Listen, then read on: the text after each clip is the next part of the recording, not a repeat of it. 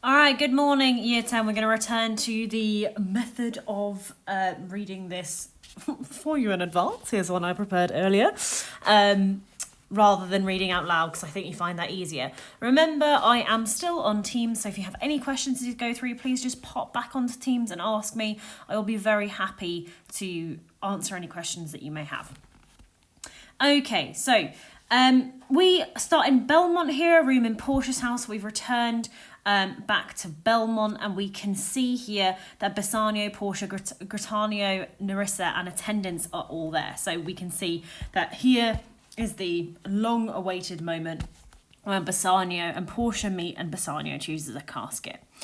So we get a really confusing speech for... oh, sorry, that's a bit zoomed in. We get a really confusing speech from Portia to start us off with. I pray you tarry, pause a day or two before you hazard, for in choosing wrong I lose your company. Therefore forbear a while. There's something tells me, but it is not love. I would not lose you, and you know yourself hate counsels not in such equality. But lest you should not understand me well, and yet a maiden hath no tongue but thought, I will detain you here for some month or two before you venture for me. I could teach you how to choose right, but then I am then forsworn, so I will never be. So may you miss me, but if you do, you'll make me wish a sin that I had been forsworn.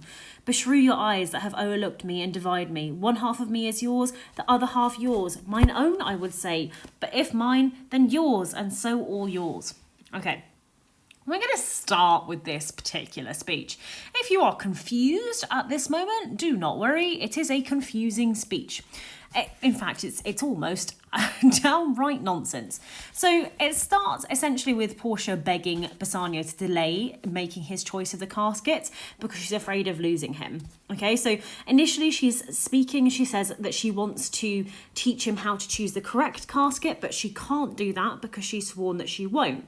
The fact that she's interrupting herself and questioning herself, as you can see in your copies, suggests that she is nervous here. We can actually see that Portia has quite a lot of depth of feeling for Bassanio. She's never been nervous before when a suitor has come, so we can see the difference in how she behaves towards Bassanio compared to the princes before. Her speech is almost incoherent. It makes absolutely no sense whatsoever, and the audience is used to the really quick, that's supposed to say witty, I know it looks like it says wilty, quick witty Portia.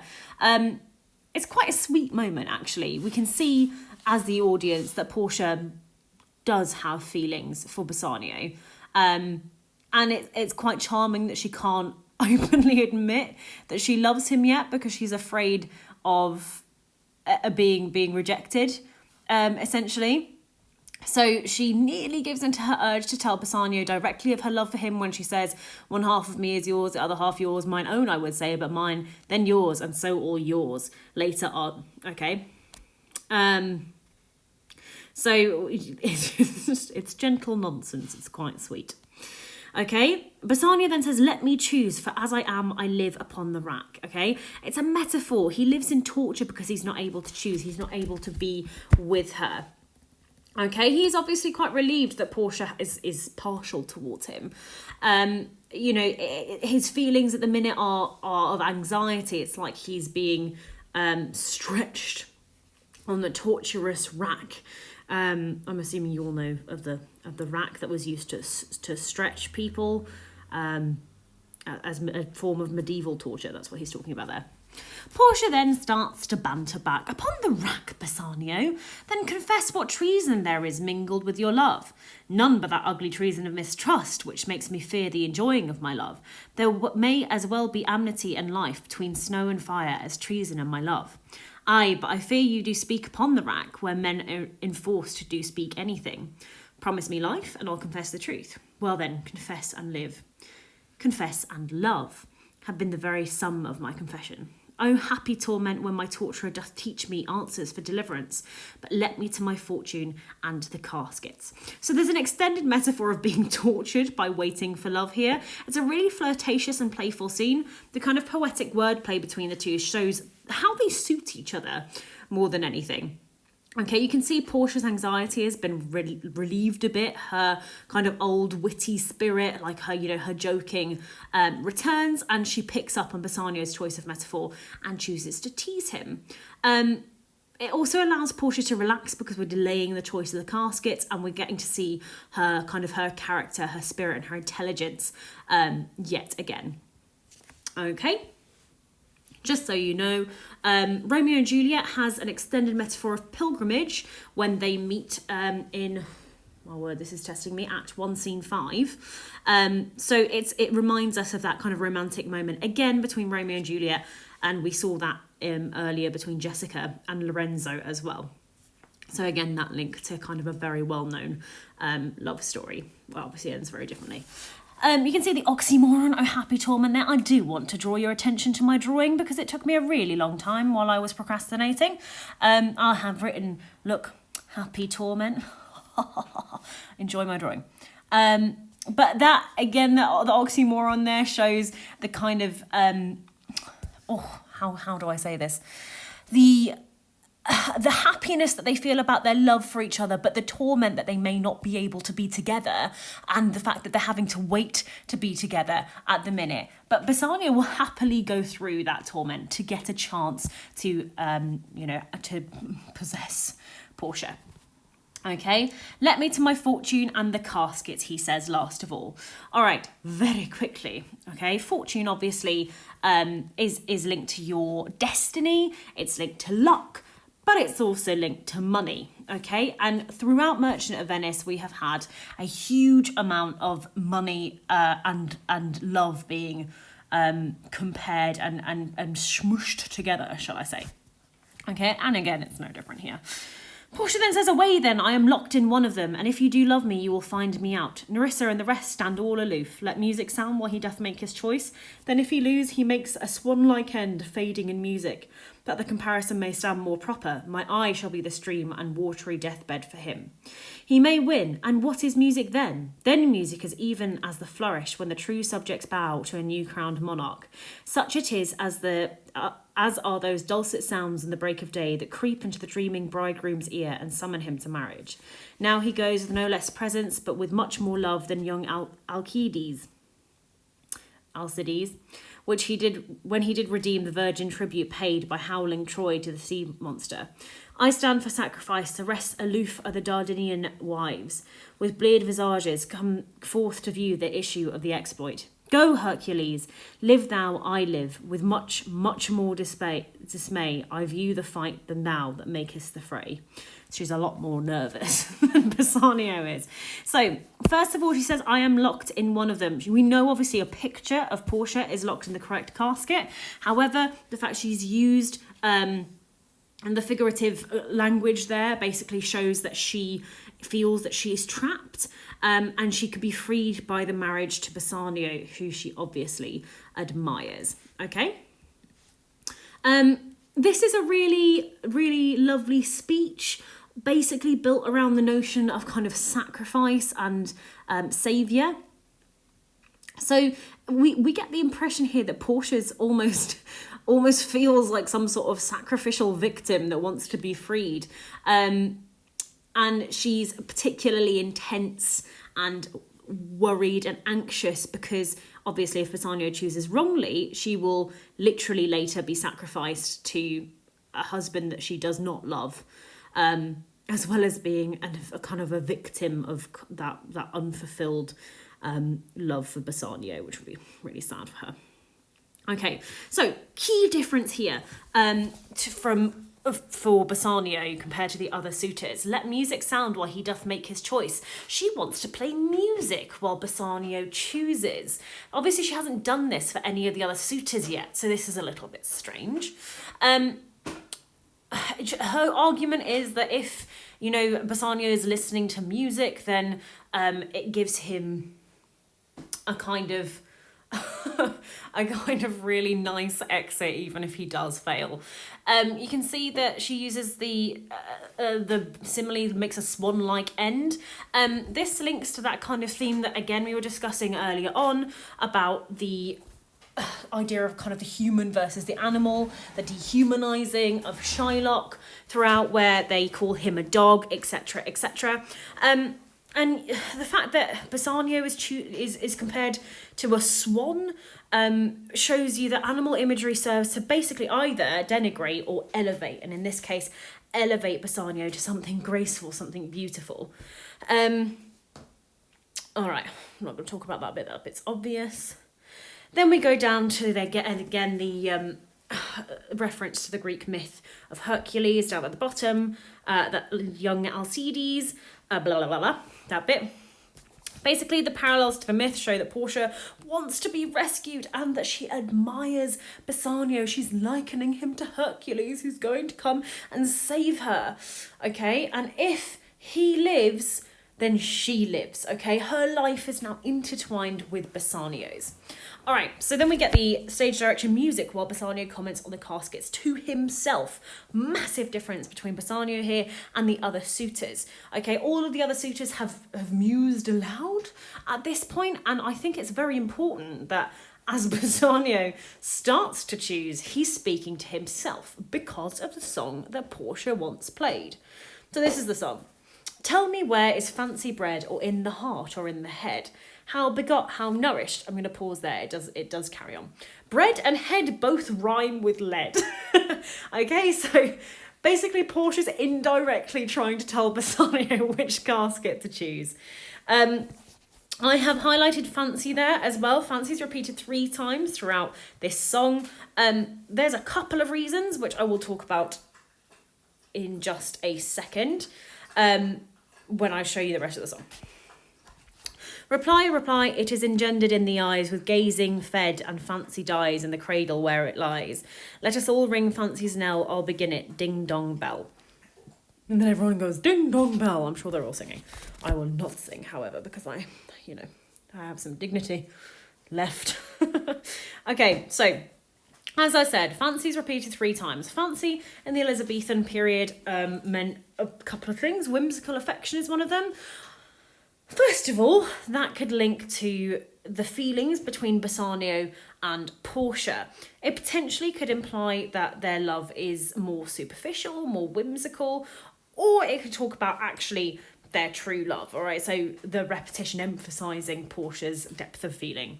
However, the bigger thing is that it can also allude to fanciful, okay?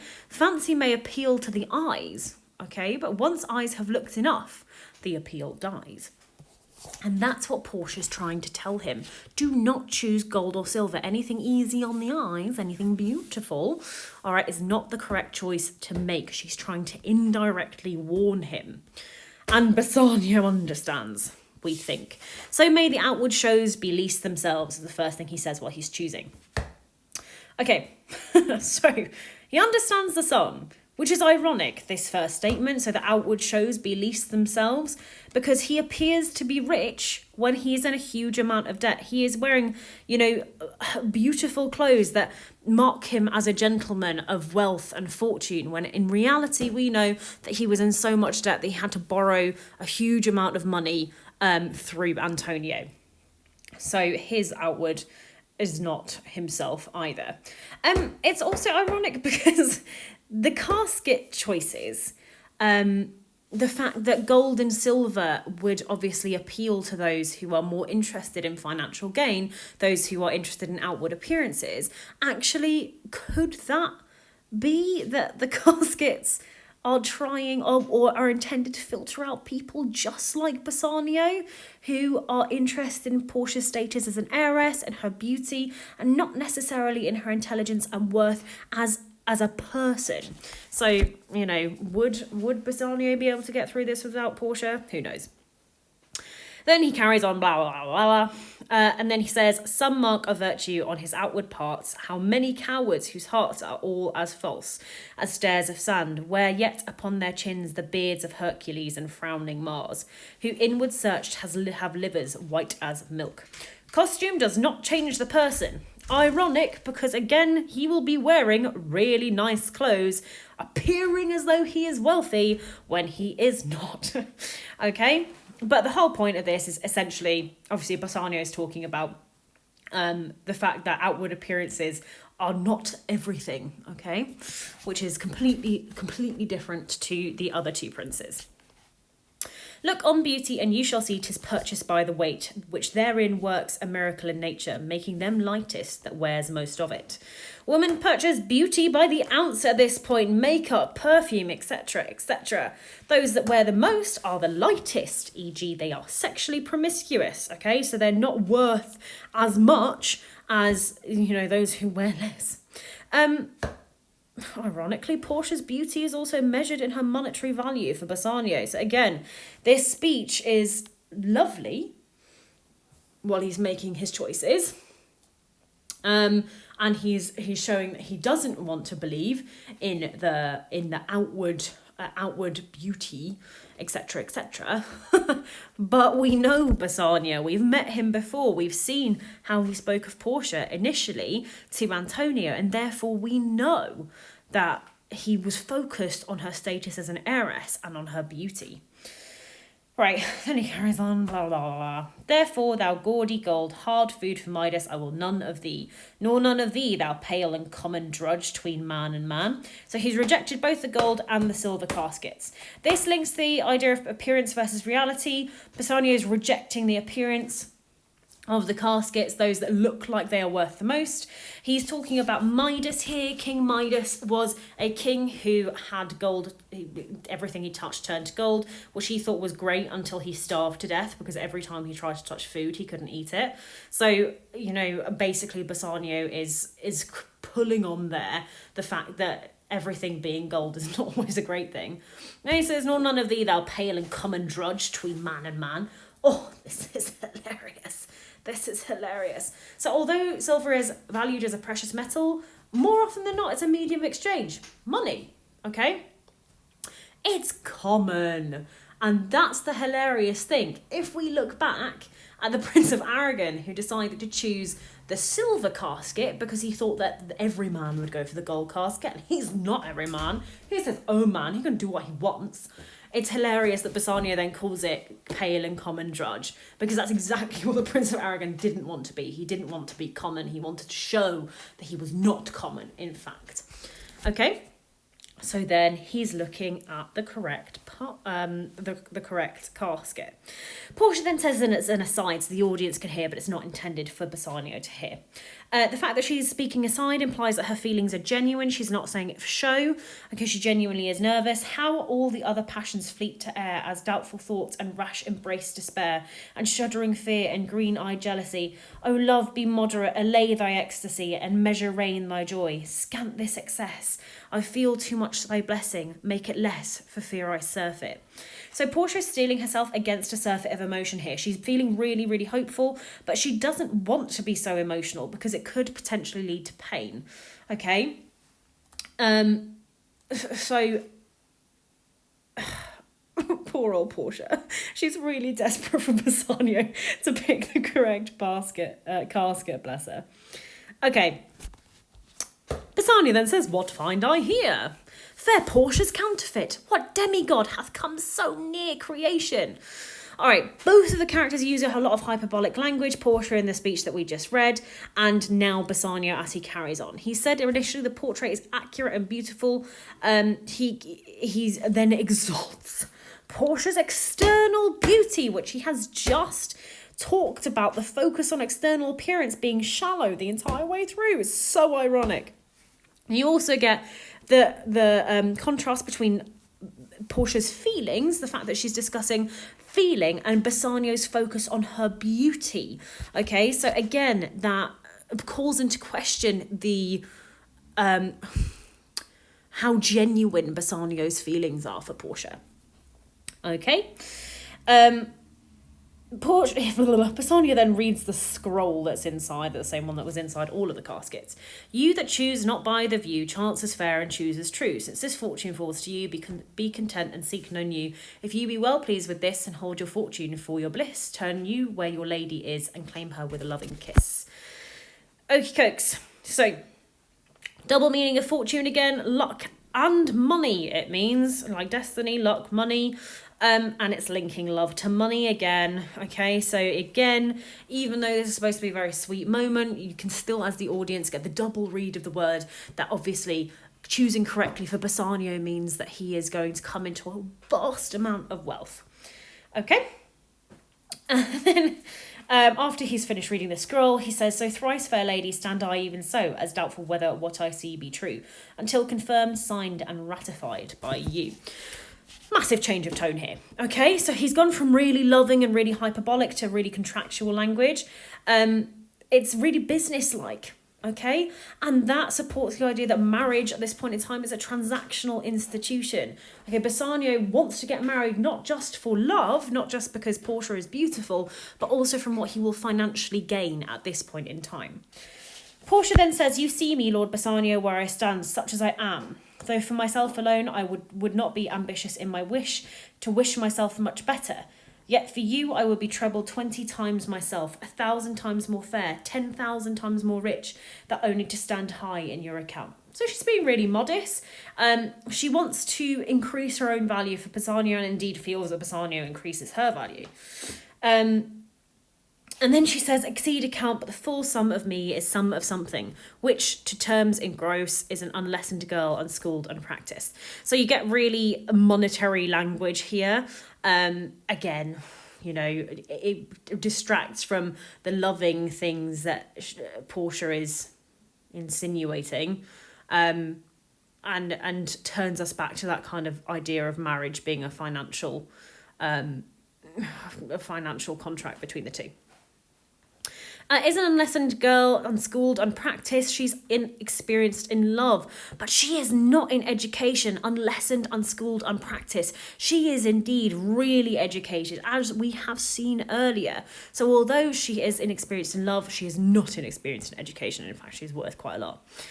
Right, happy in this, she is not yet so old that she may learn. Happier than this, she's not bred so dull, but she can learn. Happiest of all, that her gentle spirit commits itself to yours to be directed as from her lord, her governor, her king. All right, this annoys me.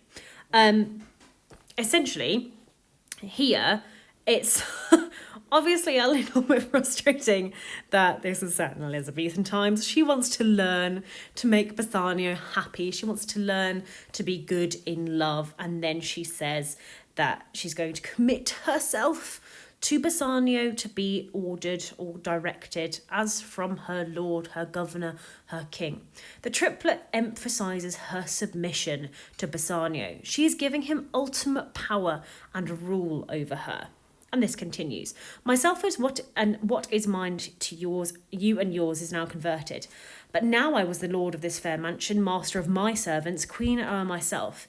And even now, but now, this house, these servants, and this same myself are yours, my lord." Contextual link here. In the Elizabethan era, a woman's husband owned everything. When I say everything she owned now belongs to Bassanio as soon as they are married. Literally a massive score for Bassanio, okay? She is giving up everything that gave her power previously, especially as a woman in the Elizabethan period where you didn't have very much power to start with. She will now be completely powerless and at the mercy of her husband, as all other women are. Okay, not only this, but obviously she will be counted as part of his property. He will be possessing her. Okay, so she will literally have no rights now, which is really sad considering how essentially she wants to control her own fate and be out of her father's influence, but now is going to put herself immediately into someone else's. But I suppose at least she likes this one. "I give them with this ring, which when you part from, lose or give away, let it presage the ruin of your love and be my vantage to exclaim on you." So the ring that she's giving him symbolises her submission. This is a common practice in Elizabethan England. However, if he loses that ring, there will be trouble, she says. Okay, their love will be over. It will symbolise the end of their love if he loses that ring, which she would not mention if it was not important to the plot. So that's going to foreshadow something that happens later. Bassanio then responds nicely and finally says, "But when this ring parts from this finger, then parts life from hence. Oh, then be bold to say Bassanio's dead." Nice and dramatic. Again, linking back to the idea that this ring is going to be important. Then Nerissa comes in, okay? It's the first time someone else has spoken and not ruined, but interrupted the moment between the two. And Gratiano then says, "My lord Bassanio, my gentle lady, I wish you all the joy that you can wish, for I am sure you wish none from me when your honours meant to solemnise the bargain of your faith. I do beseech you, even at that time I may be married too." Oh my god, this is a very different Gratiano than we've actually seen before. He actually stayed silent for this entire incredibly long scene up to now. Okay, so he's definitely kept his promise to Bassanio. Bassanio, I'm sorry, I'm getting tired clearly. But then the big twist comes at the bottom. He wants to get married as well. But to who? "I thank your lordship, you have got me one. My eyes, my lord, can look as swift as yours. You saw the mistress, I beheld the maid. You loved, I loved for intermission." He's fallen in love with Nerissa. "For wooing here until I sweat again, and sweating until my very roof was dry." The figurative language here, she made him work for it. Nerissa refused to marry Gratiano unless Bassanio won the casket challenge and married Portia. Okay, so this has obviously been happening for a long time behind the scenes. Okay, Portia and Bassanio are very happy for Gratiano and Nerissa. And Gratiano then returns to his old crude self, okay? "We'll play with them the first boy for 1,000 ducats." Okay, so nice coarse joke from him. Obviously, the old Gratiano was hiding in there somewhere. He has, however, bet that he and Nerissa will have the first boy. So the elements of humanity and love has again been reduced to a monetary exchange. So that idea that whoever bears the first male child, note, not female child, because they are worth less, will gain that money in a bet. All right, and then, shocking, we have seen that Lorenzo and Jessica and Salario are going to arrive. Gratiano says, "No, we shall ne'er win at that sport and stake down." But who comes here? Lorenzo and his infidel? What are my old Venetian friends, Salari... I literally can't read anymore, I do apologise. Salario. Okay, so here, Jessica is being called an infidel. She's not being called by a name. She still is not being given a name, still is respected too little to be called by her name, even though she's marrying Lorenzo and therefore knows she has to convert to Christianity. It shows again the fact that the prejudice is inescapable. She's still being marginalised. She's still being treated differently because of her connection to Judaism. Okay, an infidel is someone who does not believe in the true religion. At the minute, they're essentially treating Jessica like she's religionless, effectively. Okay, she still doesn't have their respect. Right, we can probably guess the only reason these three would have turned up is because there is bad news. Lorenzo says he wasn't supposed to come, but Salario basically wanted him to come with him. And that was because he needed support. "I have reasons for it. Signor Antonio commends him to you," and he gives Bassanio a letter. Now, we know as the audience what this letter contains, obviously. We have seen in the previous scene that Antonio has lost his merchant ships that he is essentially going to have to declare himself bankrupt. Okay, Gratiano, the mood is still quite light here because obviously Gratiano, Portia, Nerissa and Bassanio don't know the contents of the letter. "Nerissa, cheer yon stranger, bid her welcome." He's talking about Jessica. Gratiano is already commanding Nerissa to do as he asks, even though they're not even married yet. She's literally only just said yes, that she'll marry him. And there you see that Jessica's called a stranger. No one else is speaking to her. She's still an outsider. Not even Lorenzo has spoken to her so far in this scene. Obviously, it's up to the director. They could play this as Lorenzo is being very supportive of Jessica silently on stage, or they could show Jessica's marginalisation still and keep her as an outcast from all the other characters. Gratiano then says, "How doth the royal merchant good Antonio? I know he will be glad of our success. We are the Jasons. We have won the fleece." All right, so if you remember, this was literally so long ago, so we'll see if you do. But if you remember, in Act 1, Scene 1, Bassanio talks about wanting to win Portia, and he says... This is in your copies on line 160. I can't count. 169. hang on her temples like a golden fleece. So he's essentially talking about the myth of the hero Jason, the fleece of the golden ram. The fleece being the symbol of authority and kingship, which was acquired by Jason on a quest from King Pelias to win his throne. Supposed to be impossible, but Jason prevailed. Here, it's being referred to again, we are the Jasons, we have won the fleece. They have done what was impossible. And then the mood changes. There are some shrewd contents in yon same paper that steals the colour from Bassanio's cheek. So Bassanio has gone pale. Something terrible has happened. Okay, with leave, Bassanio, I'm half yours. I must freely have half of anything that this same paper brings you. She wants to be told what is going on, and she is going to use contractual legal language in order to remind him that because they are half of each other, they are going to be married. She deserves to also see that letter so she can see what's going on. But Bassanio does tell her, okay?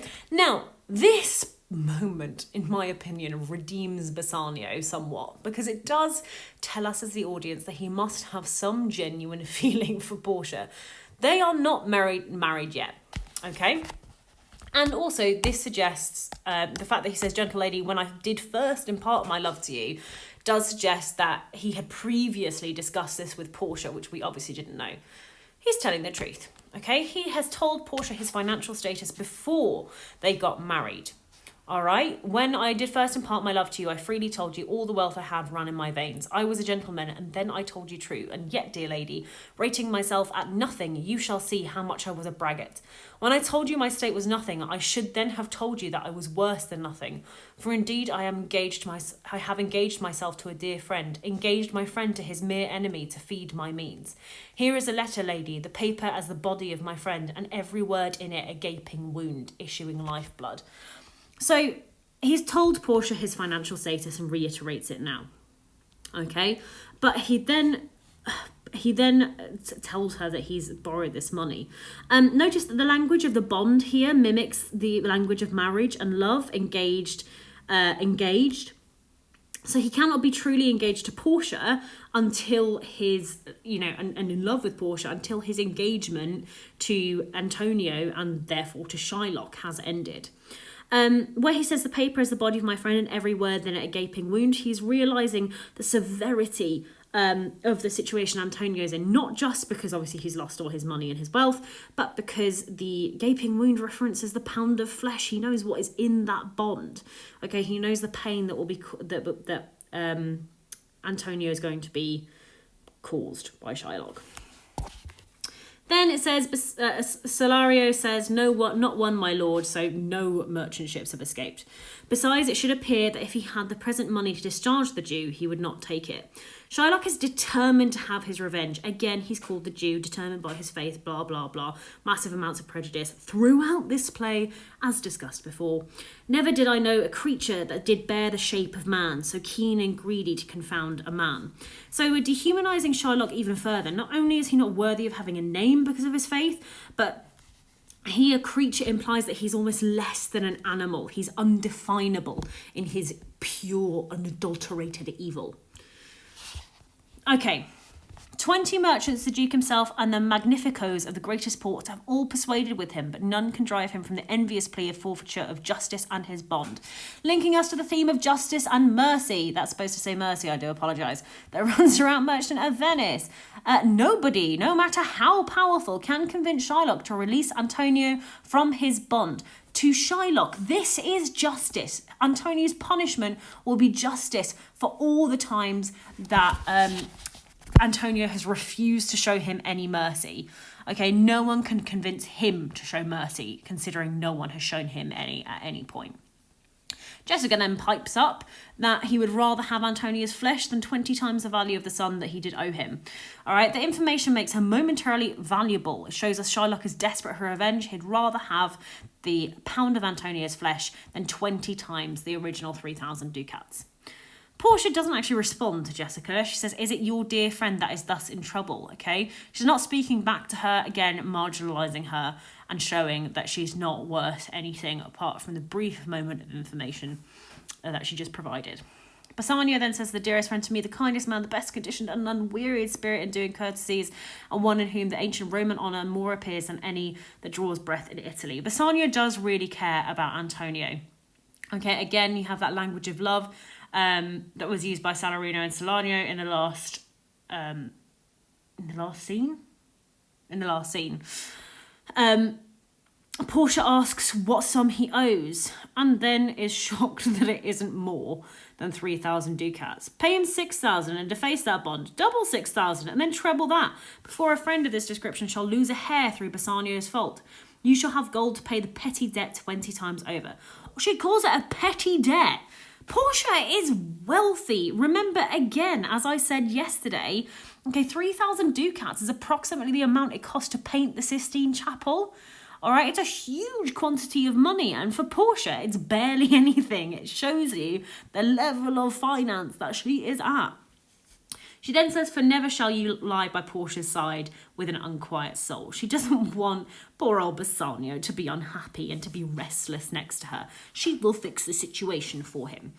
Even though, due to the patriarchal society in Elizabethan England, Bassanio should have more power over Portia, as was shown between Nerissa and Gratiano, that Gratiano is immediately ordering Nerissa about, Portia is still in control of this situation. Okay, she's using decisive action, ordering people about and using language of emphasis. She's taking control of the situation. So it shows us, again, that Portia, for all her flaws and racism that she's displayed in previous scenes, she is